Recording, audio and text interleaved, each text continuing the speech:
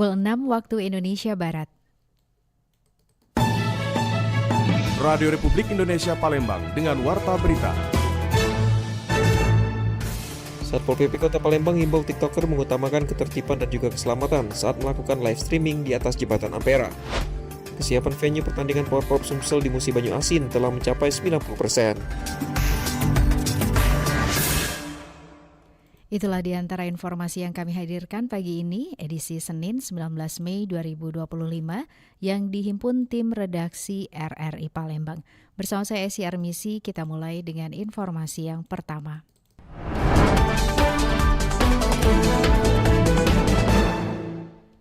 Satpol PP Kota Palembang himbau TikToker mengutamakan ketertiban dan keselamatan saat melakukan live streaming di atas jembatan Ampera.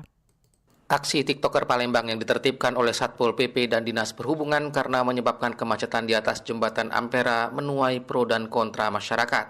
Meski pendapat masyarakat terbelah, pemerintah Kota Palembang menegaskan akan tetap melakukan penertiban. Kabid Ketertiban Masyarakat dan Ketentraman Masyarakat Satpol PP Kota Palembang, Cherly Panggerbesi mengungkapkan, pemerintah kota pada prinsipnya mendukung segala kegiatan yang positif dalam mempromosikan objek wisata kota.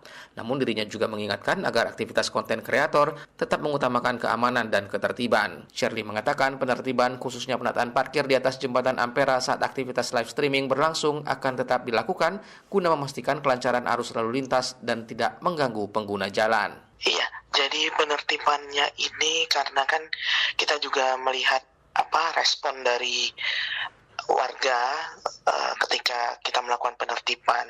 Ternyata kan di kalangan dari respon warga juga kan ada yang istilahnya itu ada tetap mendukung, ada yang tidak. Nah, di sini kami lebih menekankan pada dampak yang muncul ketika ada yang live di sana, yang terkait masalah parkir sembarangan atau yang mau melihat itu memarkirkan kendaraannya di atas jembatan Ampera. Menurut Cherly, Satpol PP melalui tim unit reaksi cepat dengan menggunakan kendaraan roda 2 akan disiagakan setiap malam untuk memastikan pengamanan dan ketertiban selama kegiatan live streaming berlangsung. Demi keamanan, dirinya pun mengimbau agar konten kreator menggunakan fasilitas parkir resmi yang berada di bawah jembatan Ampera. Riana Pridani melaporkan.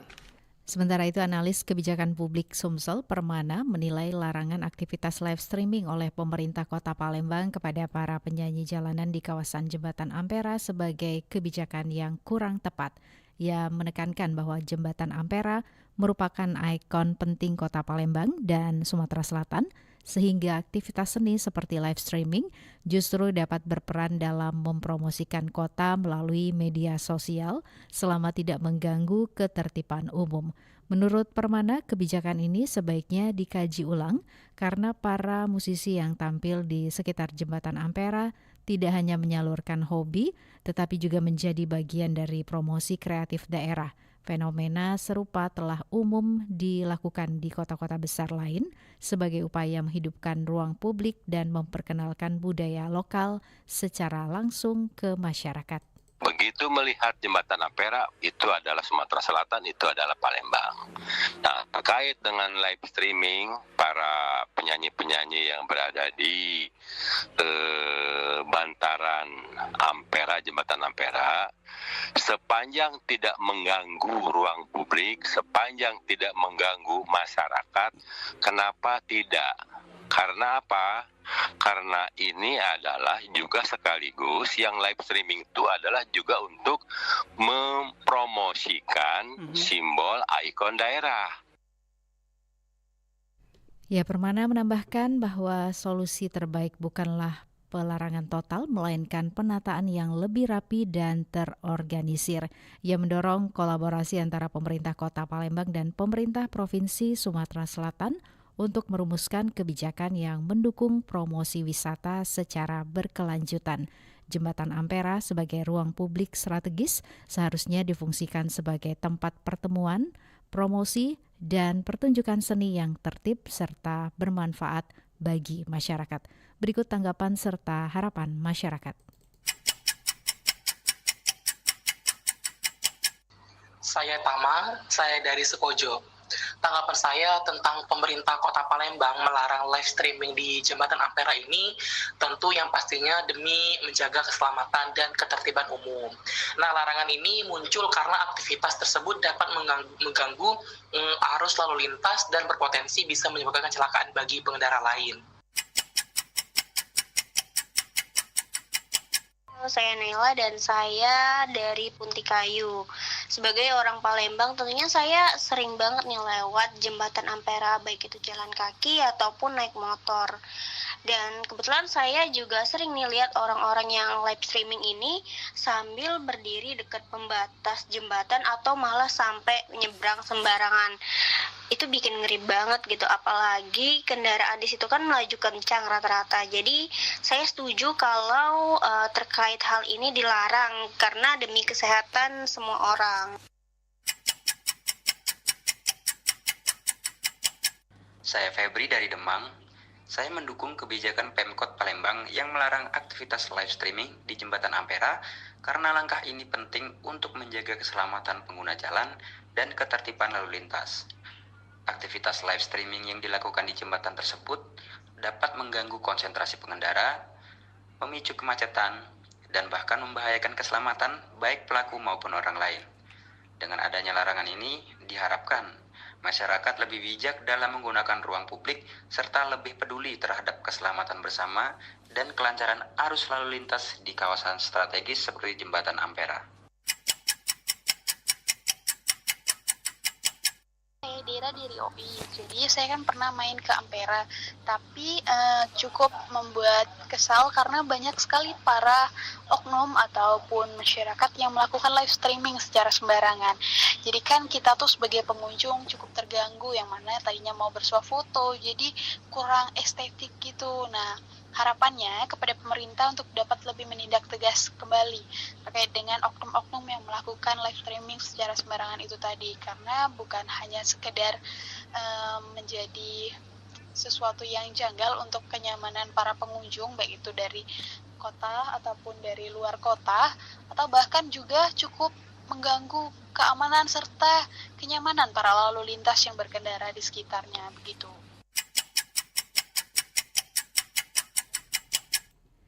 Ya, mengulas lebih lanjut, kita simak wawancara bersama budayawan Sumatera Selatan, Febri Alintani, mengenai budaya live TikTok di sepanjang Jembatan Ampera. Bang Febri Alintani selaku budayawan Sumatera Selatan, fenomena baru bermunculan terkait bagaimana masyarakat atau khususnya mungkin generasi muda, tidak hanya generasi muda, ini bisa dikatakan generasi yang tua juga ikut dalam budaya live TikTok yang mereka pikir bahwasanya ini juga menjadi salah satu sumber penghasilan. Nah, banyak sekali budaya TikTok yang muncul di menggunakan Jembatan Ampera sebagai latarnya. Ini selaku budayawan melihatnya seperti apa budaya-budaya baru seperti ini, Bang Feb? Saya kira itu baik sekali ya, karena para pelaku pemain TikTok ini melihat satu bahwa Jembatan Palembang adalah ikon Palembang. Yeah. Jembatan Ampera maksud saya adalah ikon Palembang gitu ya. Nah, ikon Palembang yang indah, yang bagus untuk ditampilkan dalam TikTok. Yang kedua, mereka memandang bahwa mereka memiliki perhatian terhadap ikon ini. Yeah. Salah satu bentuk rasa memiliki ikon ini, dan lewat TikTok mereka tentu akan mempromosikan Jembatan Ampera ini sebagai ikon pariwisata gitu. Kalau tadi identitas jadi ikon pariwisata yang membuat citra Palembang lebih bagus, saya kira. Ini positif kalau saya melihatnya gitu. Oke, Bang Pep, ini dari sisi positifnya ini memberikan satu bisa dikatakan informasi atau mungkin wawasan bagi masyarakat luas atau di luar Kota Palembang sendiri bagaimana kemegahan dan juga keunikan dari Jembatan Ampera. Namun di satu sisi juga adanya paradok atau sisi negatif juga bisa dikatakan seperti itu bahwasanya masyarakat tidak bisa atau wisatawan yang datang ke Ampera tidak lebih leluasa untuk berkunjung atau ingin berfoto di tempat tersebut karena banyaknya eh, masyarakat yang memanfaatkan kawasan ini untuk TikTok. Ini seperti apa nih, Bang Pep? Saya kira itu tidak terlalu lama, mungkin ini musiman saja ya. Jadi musiman, ini lagi tren saja ke Jembatan Ampera. Jadi ini kita lihat dari sisi positifnya ini untuk promosi wisata. Dan kemudian dalam beberapa waktu kemudian akan menyusut sendiri. Karena mungkin akan terus-menerus para TikToker ini ke Jembatan Ampera akan banyak ikon lain saya kira, dan itu membosankan kalau terus-menerus. Jadi ini musim saja ini sama kalau kita ngelihat ada fenomena dulu game yang di tempat-tempat tertentu itu ramai kan, itu kan cuma berapa lama, tidak terlalu lama. Jadi tinggal sekarang penertiban saja. Jadi jangan sampai membuat kegaduhan kalau di sana misalnya. Justru kegaduhan bukan para pengunjung lain, tapi di antara para TikToker sendiri misalnya, atau ada oknum-oknum tertentu yang memang bisa membuat gaduh di tempat itu. Kita tahu kan seputar Jembatan Ampera itu kalau tidak dikontrol dengan baik bisa tidak aman gitu. Benar, Pak. Ini yang terakhir mungkin Bang Pep, ini adanya upaya penertiban yang dilakukan oleh pemerintah Kota Palembang. Ini seperti apa nih Bang Pep terkait mereka yang beraktivitas sebagai TikTokers di kawasan jembatan ini? Ya, penertiban saya pikir itu yang saya sebutkan tadi, penertiban terhadap potensi-potensi akan menimbulkan kegaduhan. Okay. Dan bisa mengganggu para TikToker dan juga mengganggu para pengunjung lain. Gitu. Berarti secara positif ini sangat memberikan dampak positif Bang Pep sebagai salah satu jembatan untuk mempromosikan ya jembatan ikon Palembang sendiri Bang Pep ya. Iya. Bang Febri Alitani, terima kasih sudah bergabung bersama RRI selaku Budayawan Sumatera Selatan. Sehat selalu Bang Pep, sukses selalu. Terima kasih dari RRI. Assalamualaikum. Waalaikumsalam warahmatullahi wabarakatuh.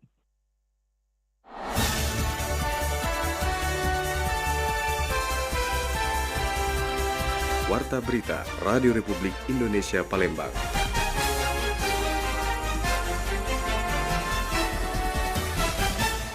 Beralih ke berita selanjutnya, kesiapan venue pertandingan Porprov Sumatera Selatan di Musi Banyu Asin telah mencapai 90%. Kabupaten Musi Banyu Asin, MUBA, menegaskan komitmennya sebagai tuan rumah utama Pekan Olahraga Provinsi atau Porprov Sumatera Selatan tahun 2025. Saat ini, kesiapan venue pertandingan telah mencapai 90%, menjadikan MUBA sebagai pusat perhatian dalam pelaksanaan pesta olahraga terbesar di Provinsi Sumsel. Wakil Ketua Umum 1 KONI Sumsel Arianto mengungkapkan sebanyak 34 venue yang tersebar di 4 kecamatan, yaitu Kayu, Babatoman, Lais, dan Sungai Lilin, telah ditinjau langsung oleh tim KONI. Sebagai bagian dari langkah penyempurnaan, KONI akan menghadirkan technical delegate dari masing-masing cabang olahraga pada akhir Mei untuk memastikan kelayakan teknis venue. Untuk secara finalisasinya nanti kita akan ajak TD ya, atau turnamen delegate yang dari cabang masing-masing untuk mengkoreksi atau memberi masukan ke panitia besar Porprov apa-apa saja yang venue-venue yang sudah ditetapkan ini untuk dimaksimalkan sesuai dengan standarisasi yang ada di cabang masing-masing. Keberhasilan MUBA menyiapkan fasilitas olahraga dinilai sebagai bentuk nyata kontribusi daerah dalam mendorong kemajuan olahraga Sumatera Selatan dan juga pembinaan atlet-atlet lokal yang berprestasi. Dari Jalan Radio, Heri Rizky RRI Palembang terus mengudara untuk Indonesia. Warga Kelurahan Keramat Raya gelar sedekah bumi sebagai wujud syukur. 3 gunungan hasil bumi diarak ke liling kampung. Warga Kelurahan Keramat Raya, Kecamatan Talang Kelapa, Kabupaten Banyuasin menggelar acara sedekah bumi sebagai bentuk rasa syukur kepada Tuhan atas kesuburan lahan pertanian dan perkebunan yang menjadi sumber penghidupan mayoritas warga setempat pada Minggu 18 Mei 2025. Tradisi tahunan ini juga menjadi sarana pelestarian budaya leluhur sekaligus memperkuat tali persatuan antar warga. Berbeda dari tahun-tahun sebelumnya, pada gelaran sedekah bumi kali ini terdapat 3 gunungan hasil bumi yang diarak dan diperebutkan warga. 3 gunungan tersebut mewakili masing-masing RW di Kelurahan Keramat Raya dan menjadi simbol kemakmuran, kesuburan, serta hasil kerja keras petani dalam mengelola lahan. Dalam arakan tersebut, gunungan dihiasi hasil tani dan buah-buahan seperti jagung, tomat, terong, timun, kacang panjang, wortel, pisang, nanas, hingga jeruk. Arak-arakan dimulai dari pusat kelurahan, mengelilingi wilayah permukiman sebelum akhirnya diperebutkan warga sebagai simbol keberkahan. Lurah Keramat Raya Wahyu Setiabudi menyampaikan bahwa acara ini merupakan bagian dari kearifan lokal yang perlu dilestarikan. Wahyu menambahkan sekitar 60 hingga 65% warga Keramat Raya berasal dari suku Jawa, baik Jawa Tengah, Timur maupun Sunda. Ia berharap acara ini bisa menjadi ikon budaya lokal yang nantinya berpotensi dikembangkan sebagai daya tarik wisata, baik domestik maupun mancanegara. Acara seperti ini adalah bentuk kearifan lokal yang perlu kami lestarikan. Makanya kami membuat acara yang agak berbeda dengan tahun sebelumnya, yaitu dengan adanya gunungan, seperti di tradisi-tradisi di Pulau Jawa.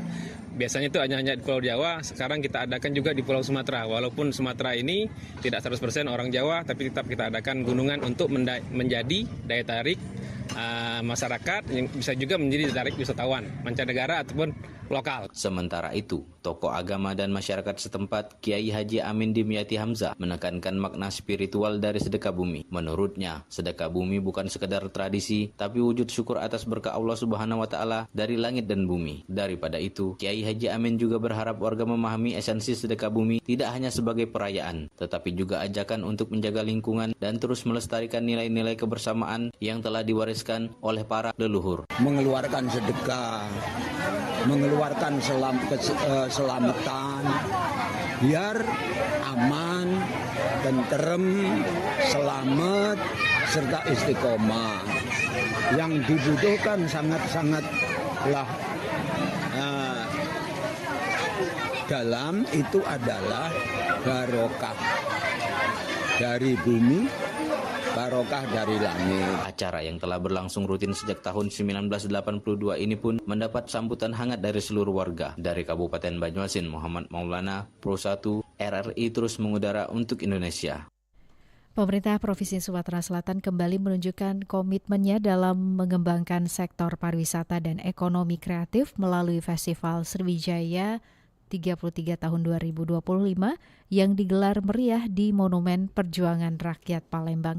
Dengan tema The Glory of Sriwijaya, festival ini tidak hanya menjadi panggung budaya tetapi juga alat promosi untuk menarik wisatawan lokal hingga mancanegara.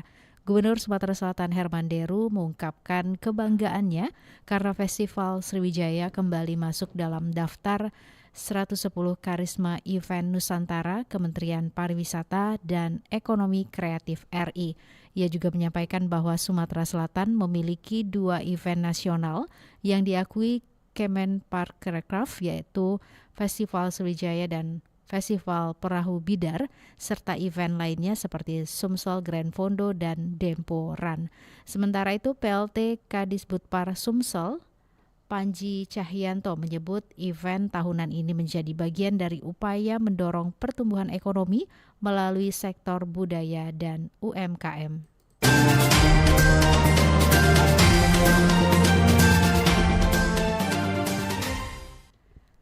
Pendengar, komentar pagi ini menyoroti tentang maraknya aksi live streaming di Jembatan Ampera yang dapat memicu kecelakaan maupun aksi kriminalitas. Komentar disusun dan disampaikan Agrani Sihombing. Selamat pagi. Saudara, di tengah derasnya arus digitalisasi, masyarakat Indonesia telah menjadikan platform seperti TikTok, Instagram, dan YouTube sebagai panggung baru untuk unjuk kreativitas. Live streaming khususnya kian diminati karena membuka peluang penghasilan tidak hanya bagi selebritas dan influencer, tetapi juga warga biasa yang berani tampil dan berkreasi.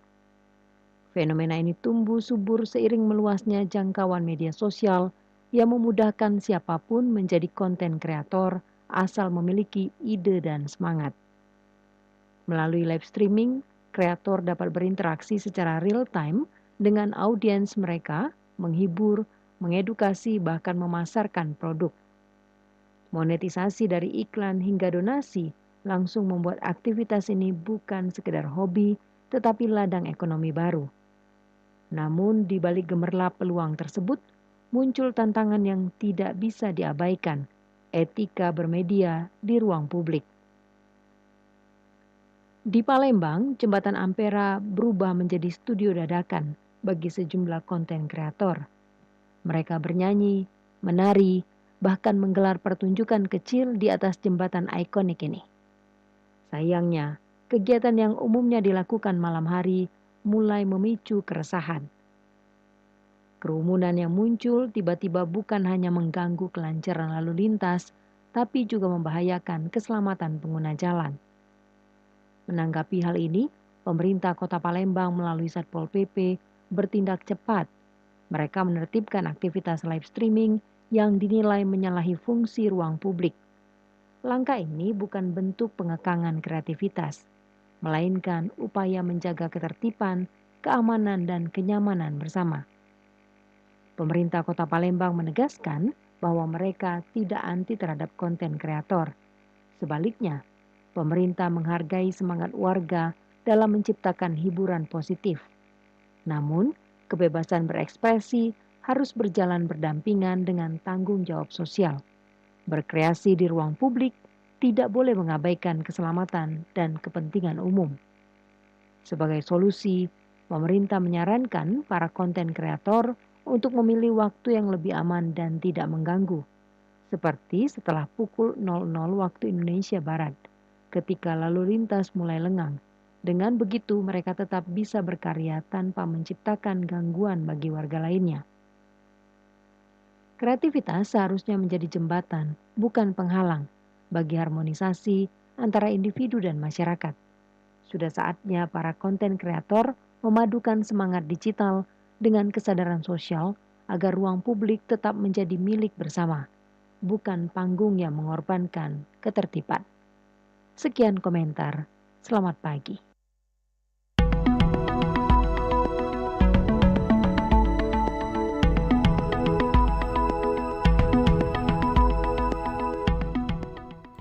Sekian warta berita produksi Radio Republik Indonesia Palembang. Sebelum berpisah kami sampaikan kembali topik berita aktual pagi ini diantaranya. Satpol PP Kota Palembang himbau TikToker mengutamakan ketertiban dan keselamatan saat melakukan live streaming di atas jembatan Ampera.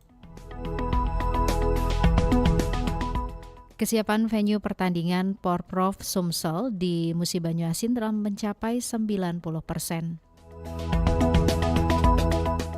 Informasi lainnya dapat Anda akses melalui website kami rri.co.id dan WhatsApp channel RRI Palembang. Juga ikuti media sosial terverifikasi kami, Facebook, Instagram, TikTok, dan X RRI Palembang.